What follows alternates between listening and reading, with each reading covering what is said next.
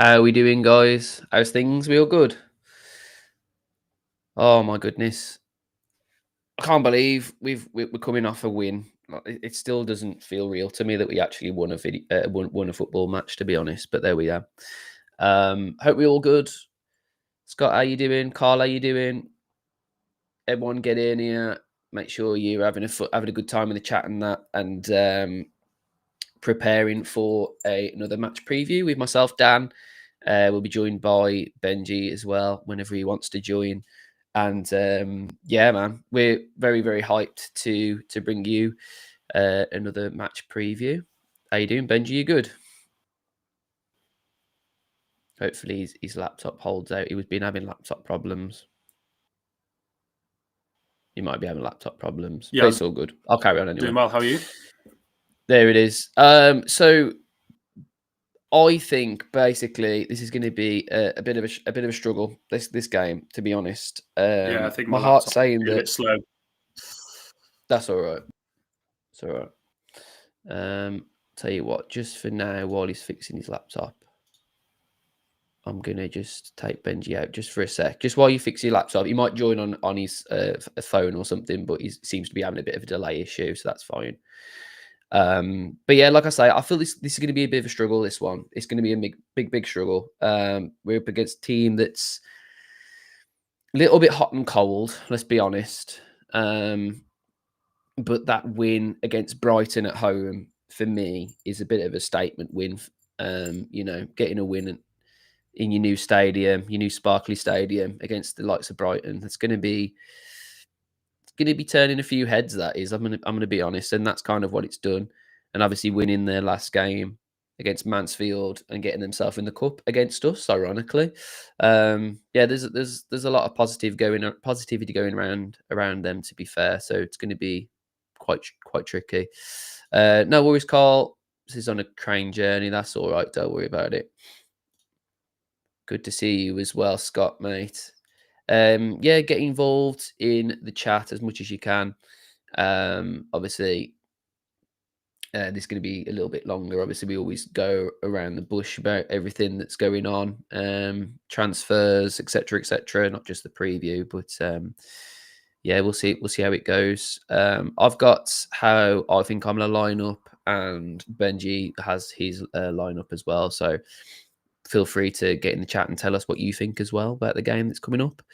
We'll talk about a little bit of what I think Vitor will line up as well. But I feel like we should need to talk about what he's been saying in the press conference as well, because that's quite important.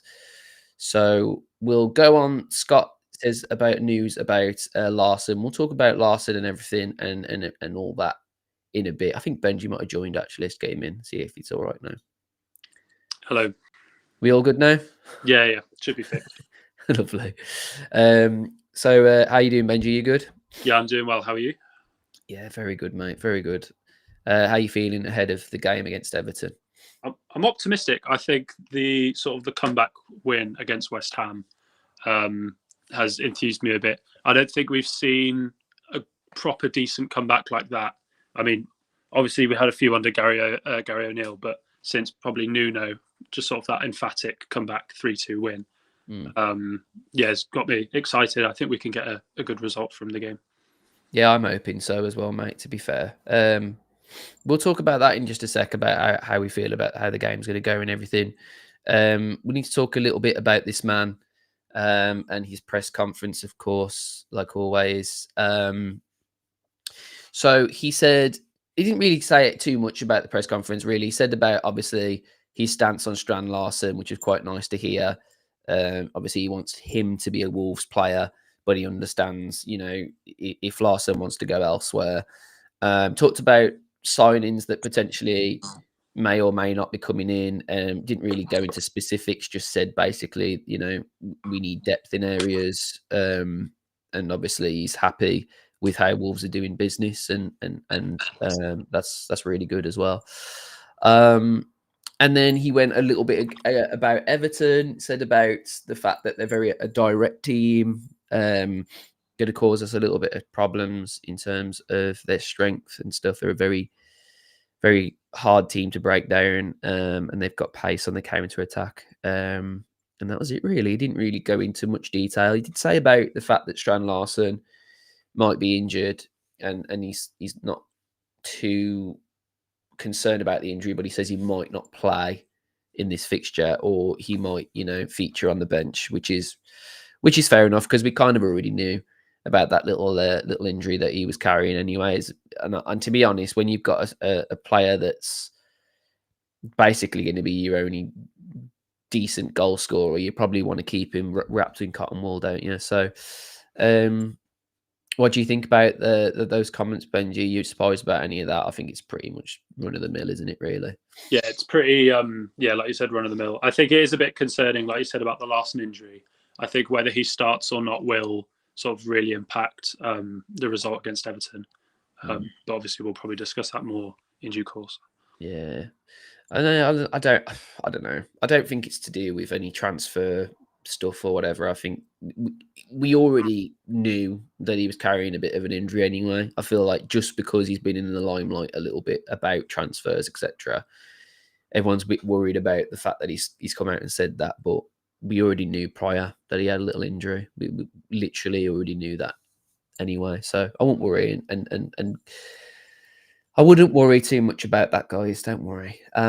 So this is, I think this one's mine. No, this one's Benji. So this is how Benji thinks that we are going to line up, potentially, if the players that he wants to be fit are fit. Benji, do you want to talk about your lineup and why do you think that you've gone for the certain players, etc.? Yeah. So given sort of the recent links to a new number 9, sort of a starting quality player, and obviously how the West Ham game finished. I do think from now on for the rest of the season we'll see us line up more and more with sort of a front two, with sort of a number 10 sort of in behind.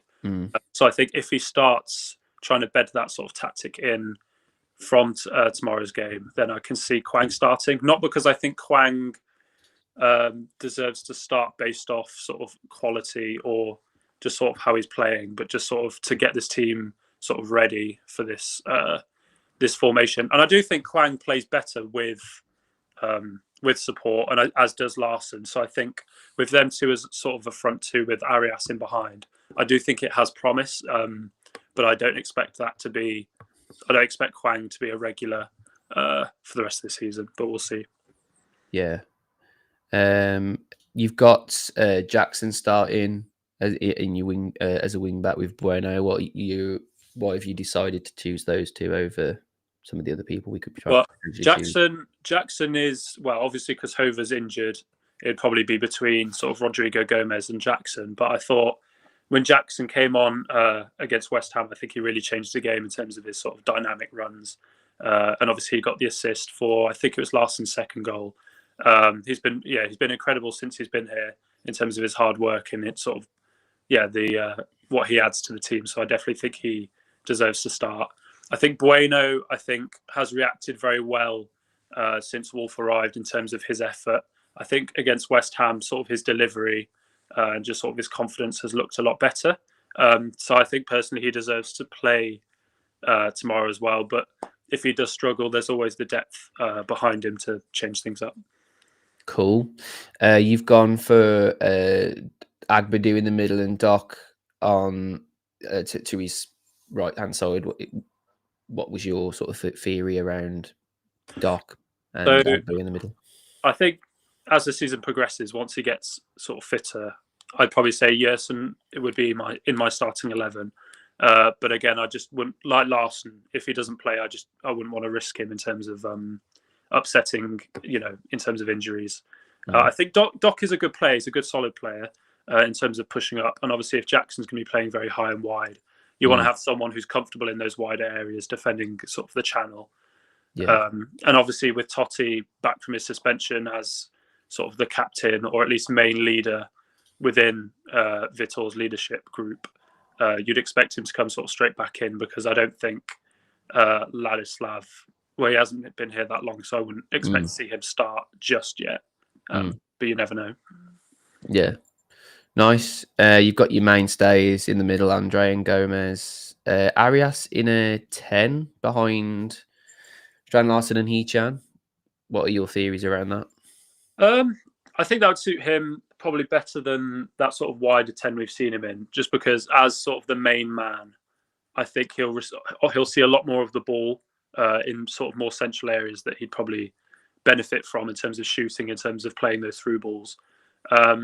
So I think, a lot more of the play will go through him, sort of funneling the ball out wide to the wing backs, making sort of runs into the box. I think it suits him a lot better. So obviously we haven't seen very much from him in a Wolves shirt just yet. I don't know what position he played sort of when he scored that goal in pre-season, but just sort of seeing him make those runs into the box from central areas, I think we'll see more. He'll be a lot more dangerous. Yeah, definitely. Anything else you want to add to your lineup? Not that I think so. I mean, obviously, I'd probably say to the fans who I'm not aware to give Kwang probably a bit more patience at this time, because he lately lost his sort of grandfather, and he's been under sort of a lot of pressure, a lot of duress. So I think if fans are a bit more patient at this time with Kwang, because obviously he's always been a very hard-working player, regardless of the success of that hard work. So I think, just fans be a bit more patient with him. And obviously in a front two, I think playing alongside someone like Larson could really bring the best out of him. But I was going to say that, to be fair. It's something we haven't seen from Hwang. Potentially, maybe that would unlock him, having someone taller to collect the ball and he can make those runs, because what Hwang offers more than a lot of our players is getting into areas that are actually quite threatening. But the problem's been with Hwang is holding the ball up as a 9 on his own, and he's not really traditionally someone who plays behind the strikers. So probably the strongest place you could really put Hwang, really. Yeah. He could get out wide and cause damage as well. So honestly, he's probably the only place you really put him in this team now. So maybe this unlocks Hwang, and maybe that's why Vitor's been so key to keeping him. Potentially, maybe that's what he's been doing in training. He's played alongside a striker. Yeah. Yeah. Very, very cool. All right, nice. I will give you my 11 as well. So I've gone for our new sign Krejci.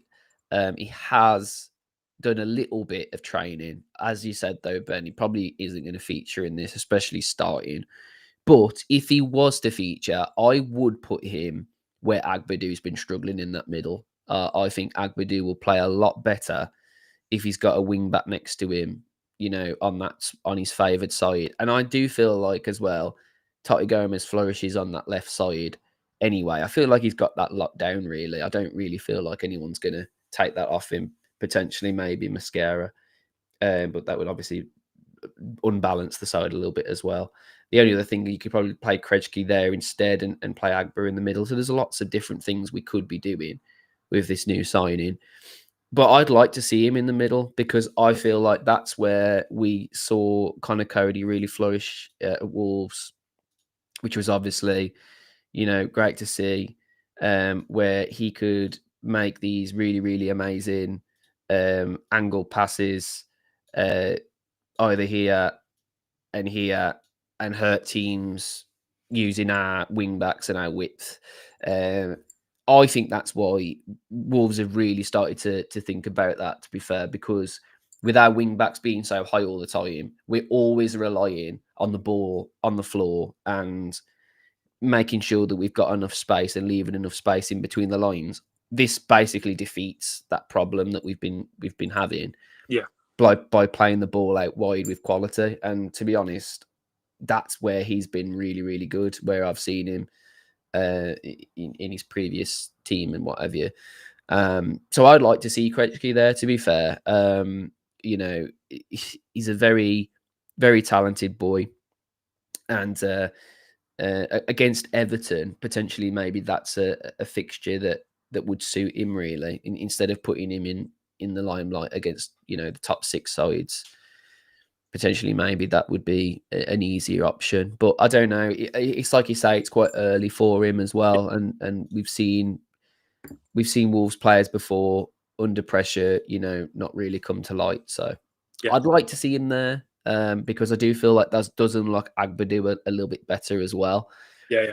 I think I one comment about Ladislav, which I definitely would think would work in his favour for this game, is since sort of Everton have signed Jack Grealish, obviously he got those 2 assists in the last game. I think because Ladislav has a lot of experience in midfield, if sort of the ball is with sort of Iliman Ndiaye, whether it's Ndiaye who plays in the middle or whether it's Jack Grealish, I think having a player who has that midfield experience to be able to jump onto sort of the creative 10 could be very key in terms of sort of stifling their creativity. So I think that's definitely maybe something that Vitor could explore, but like you said, probably unlikely that he starts. Yeah.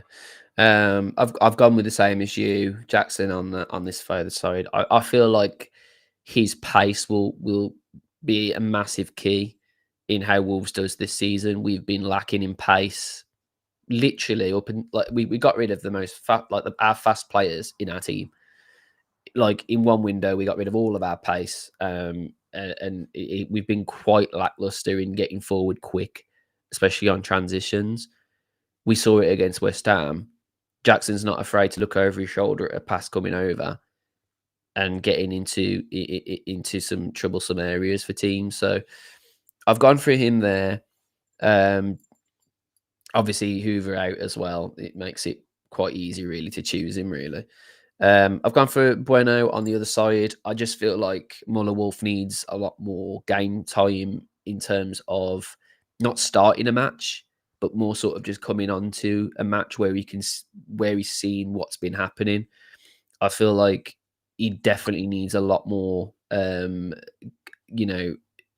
on the bench to look at what's going on, and time on the training pitch as well, to be honest, in general. But I do feel like Wolf will be a key player for us eventually because, again, he's very tricky at getting into decent areas. But I like what Breno does. He's very much like Tachoué. He wants to get forward. He wants to cause damage. He wants to go on the overlap and everything. And we saw that in abundance with him matching up with Strand Larsen, Arias, and Kalajdzic in the last game. And talking of Sasha Kalajdzic, who, by the way, in the last game, I glossed over like crazy. I did because I love this guy. I think he's amazing. I think the mentality this guy has is huge for this club. Really, really huge. Positivity he's got is huge. And every time he gets on the pitch, he just wants to be on the ball and create something every time. I would be very, very happy to see him start for a change. Don't remember the last game he actually started in. It'd be really cool to see that. And I've gone with the same with you, with Arias behind as that single 10, because I feel like that's where he wants to be. He doesn't want to be out wide. He wants to be in the middle, like in front of the midfield, and he wants to create things. He wants to be that guy that can create things. And I think the same as Fer Lopez as well. Like, I feel like it would unlock Fer Lopez being in a single 10, because when you've got two 10s, it might seem like you've got more creativity on the pitch, but actually what you're doing is you're nullifying the other bloke, because going further wide, you're then going to have to see everyone move into that one side of the pitch, which ultimately leaves you kind of stepping on toes, doesn't it? Too many players in an area. So I do feel like this suits Wolves a lot better, this formation in general. Now, here's a question to you, Benji, and to you guys in the comments as well. Do you see Wolves setting up like this, or do you see them doing their regular lineup that we've been seeing, day in, day out? Do you feel like this is something that we're going to see like straight away, or is it going to be something that they just gradually start to make happen? I think it'll be something we gradually make happen. And there is, well, either we see it tomorrow, like I said, with Kwang, and it could be some sort of hybrid system where, sometimes it's Kwang playing in the 10, sometimes he's a lot further forward, just sort of easing the system in. But I do think with this signing that we could be making, maybe it's announced today, maybe it's announced tomorrow. I can't remember, for the life of me remember his name. Just call him Tolu. Tolu Odakadare, something like that. That's a good one, mate. That's better than I would have gone for. So you've done well there. But he's sort of, as the top scorer in the Belgian Pro League last season. Yeah, I don't think he's coming to us to be on the bench. No, because he's sort of reaching that age. He's about 24 years old. Obviously, AFCON's coming up this year, so he'd want to be starting. I don't see Larsen leaving, and I don't see I can't say his name, Tolu, being on the bench. So I do think, whether it's tomorrow's game we see it eased in, or sort of in later weeks, but I do think this is a more permanent fixture, this formation. Yeah, definitely.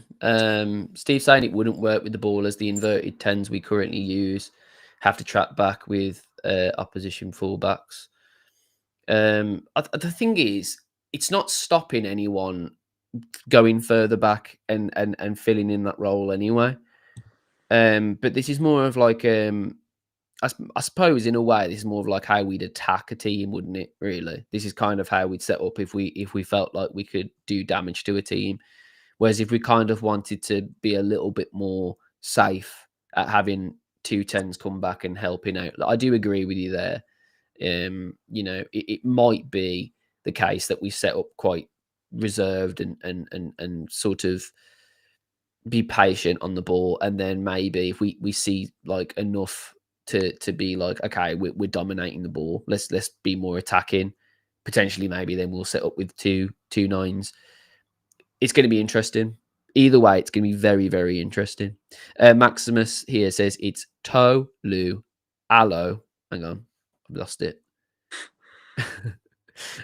Where is it? Tolu Alo Oko Dari. Olokadare. Nice. Olokadare. Nice. Cool. Olokadare. Cool. Thanks, Max. Thanks. Yeah, he's flying in now. Not a real replacement. We're told. Yeah, I don't think it would be wise to. I mean, we'll talk about Strand Larsen now. I really don't think it would be wise at this point to get rid of your main goal scorer, especially at a time where I feel like Wolves haven't proved enough who is that guy. You know what I mean? Like normally, if you've kept on or hold of all your players from the previous season, you can look and go, okay, you know, we've got these players. It doesn't matter. We can get rid of such and such. But Strand Larsen, like, he's proved it last season. He's good enough to score goals. In the last game, he scored 2. You've got to be thinking, right, let's just keep him at all costs now. The whole injury thing, though, like we talked about at the start, but if you're just joining us now, everyone's going to be saying that that's, you know, a bit of a red herring, but I don't think so personally, because we'd already knew about this little injury that he'd picked up anyway, so I won't worry about that too much, guys. Would you want another midfielder in the squad in case of Andre? Yes, I would. That is a major worry at the moment, Carl, is that we don't have enough depth when it comes to the middle of the park, really. We've got rid of Boubacar Traore. We've got rid of Tommy Doyle. There's going to be a lot of speculation around midfielders for sure. And we've already seen a couple of them, haven't we, Ben? Do you want to talk about those midfielders we've potentially been linked to? So the main one that I really hope we do sign, that sort of we've spoken about on not maybe our last video, but the last video I was on, was Hayden Hackney of Middlesbrough. If you sort of look up his statistics in terms of his sort of on the ball creations, how tidy he is on the ball, I think he'd be a very good option. I think he's very similar in profile to an Andre, so I think it's sort of like for like. He wouldn't massively change a game if he came on, but just in terms of that depth and making sure that both Andre and Gomez don't sort of get injured by being overworked, then I think that's a very good signing. The other player, I can't remember his name off the top of my head, but he was a young Ajax central midfielder who has sort of a very different profile to Hackney and Andre. He's probably a bit more in that sort of Gomez role. Maybe a bit further forward. He's more of an 8/10. I think at Ajax, he's averaged sort of a goal every 4 or 5 games as a sort of central attacking midfielder. Nice. His on the ball stats are decent, but they're not, like I said, in that Andre sort of mold. So he'd be a good signing in terms of depth and would add something different off the bench. But I think if you were to lose an Andre, probably more so than a Gomez, then you've lost sort of that deep lying midfielder who sort of has that ball retention, can play sort of all the neat passes and sort of play through the press. So for me, I think Hackney is probably more of a sensible signing. Yeah. But if it was up to me, you know, I'd sign both, because I think that the Ajax midfielder can also play further up, which is a position we might be looking for. Yeah, we definitely need depth in that area for sure. I feel like if Joe Gomez or Andre pick up red cards, which, let's be honest, they always do, especially Joe Gomez, we could be in a world of trouble, to be fair, because there's not really many I'd rely on there. I mean, Bellegarde, yeah, potentially could sit there, but he's not got anywhere near the ability that he has as a 10, or, you know, more of a winged role in the midfield. I just don't see. We definitely need more people there.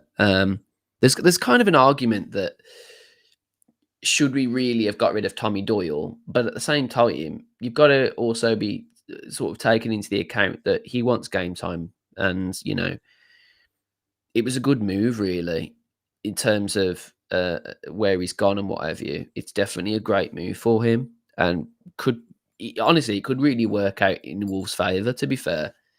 But at the same time, we do need depth, and the players that we're looking at are very similar to Tommy Doyle in a way. Like Hackney's kind of very similar in like figure-wise to how Tommy Doyle plays. So yeah, it's a little bit up for debate and what have you, but maybe the fact that Hackney's coming in from the Championship, maybe it means that he knows he's going to be more of a backup role, and that would kind of help Wolves because it would kind of keep everyone happy. Because another thing as well, we do need homegrown players as well. Yeah. We are struggling very, very badly for homegrown players. So that would also help there as well.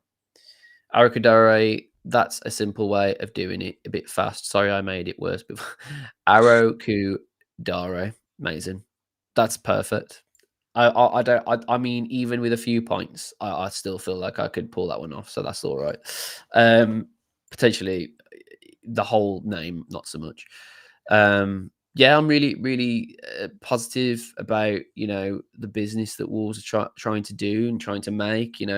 Bit of a statement. If we do keep Strand Larsen, it would be a bit of a statement, really. Because Wolves of old, with money coming in, would have just basically just taken that anyway, regardless of any situational things that are happening. And it still remains to be seen whether he does stay. But with Newcastle signing their new striker, and then people coming out and saying that he's very similar to Strand Larsen, and the fact that they only play a number 9, and Strand Larsen would obviously want to be playing football matches, I just don't see him going now. I really don't. Yeah, anything else you want to add to potential signings, etc., before we move on to the game itself? I don't think so. No, I don't think so. Yeah, nice. So it's going to be a hard game against Everton. I'm quietly optimistic just because of how I saw us against West Ham. Obviously, that's a very different team and different cup. It's a cup. It's not in the league. Maybe teams will go for it more in the league, obviously. But I just feel like I saw something there that could warrant a good performance, especially at home. There seems to be a little bit more of a positive nature going around Wolves at the moment, and that could really play into the favour against Everton, who lost their last away game. We could potentially see Wolves get a decent win. I don't feel like it's going to be one of those games where we dominate, though. Do really think like it's going to be a bit of a close contest, and I feel like the person that gets the first goal is going to demand the rest of the game, really, to be honest. And Everton obviously have made some very good signings, very key signings, Grealish being one of those. And we've seen, him at his best. He's very, very tricky to deal with. So yeah, it's gonna be a hard game, but I'm gonna give you my heart and my head as always. Heart says Wolves win 2-0. But my head says it's probably gonna be more like 2-2. Yeah. Nice. What do you think, Ben? I'm between 1-0 Wolves and 2-1 Wolves. I'll go 2-1. I'll go 2-1. Nice. Let us know in the chat as well. Obviously, these comments go after the fact of the live of a video as well. So I'll have a look at those after if you guys want to let us know what you guys think it will be as well. Yeah, that's true. Actually, Tyler Diblin was a good signing for them. You've got an absolute great player there as well. So yeah, they've made some decent business, to be fair. Max says Heart 2-1, head Desmond. There he is, yeah. And Carl says 2-1 to Wolves. So, like I said, people are positive, and I didn't expect that at this point in the season.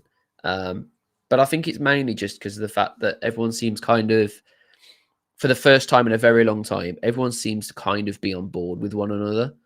Like, seems like the board are understanding, keeping players that we need, buying players that we need. It seems like, Vitor's fairly happy with how things are going in the window and, still remaining positive because a massive worry was we'd lose Vitor Pereira. It doesn't seem like that's going to happen. So onwards and upwards. You know, we're at home. I'll be there in the North Bank. So if you want to say hello, always say it. Come and say hello. I don't mind. Probably be doing a match vlog, so look out for that. Who is your goal scorers, Benji? I think for Everton it will be Njai probably, because he's probably their best player for me. For Wolves, I think Sassa's going to score the winning goal. I would love to see that. I could really see it happening. In terms of the first goal, probably Matt Doherty. We'll go Matt Doherty. Nice. Getting further forward and causing trouble. Nice. What did I say? I said 2-2 or 2-1, didn't I? I would very much like Andre to get a goal, because according to Vitor, he's been struggling for confidence, etc. I feel like that would really, really help him in terms of his confidence. Arias would be a really good show as well. I mean, he always seems to be getting on the ball and creating problems at the moment, especially in that new role. Chan would be a great shout. Like, if he got a goal, that would be massive for him. There's a lot of players like that, though. Like, I feel like Larson in the last game, because he got 2 goals, you know, that might springboard his season. Both Chan Wang and I reckon Arias, if they would score, then we could see them sort of go on a bit of a spree sort of in the next few games. But yeah. Nice. Cool. Well, hopefully that comes into fruition, because I would very much like Wolves to get at least 3 points today. I think a point wouldn't be awful. With something to build on in the Premier League. You know, a lot of teams will probably still be winless, and at least put us somewhere, you know, with some positivity going into the next game. But I really, really would like 3 points, man. Like, 3 points would be huge. So that's it, man. Let's just go for it. Let's absolutely go for it. Hopefully we see this new system in fruition at some point, because I do feel like it really helped us against West Ham. But yeah, anything you want to add before we I think off? If Larson doesn't start tomorrow and Sasha doesn't, because I can't see Sasha starting. If Larson doesn't start, I really don't know what our front line will look like. Whether sort of Manetzi plays off Kwang, but that would be quite a depressing sort of front two to see. Yeah. So yeah, I do see Larson coming on, or at least playing some part in the game. Probably Sasha too. But I think if Larson is not in the starting 11, then there is probably a bit of worry. But I do think he'll start, so we'll see. I think Larson will be on the bench for the first half, and probably coming on the second. Just because of how Vitor was talking about him there. Yeah. All in all, we just want a Wolves win, don't we? That's the main thing. So let's hope and pray for a Wolves win. But yeah, guys, let us know what your thoughts in the comments as well. Like the video, subscribe to the channel if you're new, hit that notification bell so you don't miss future videos. And we'll see you on the next one, which would be the match review, followed by the match vlog. So yeah, see you around, guys. Thank you very much for joining in. And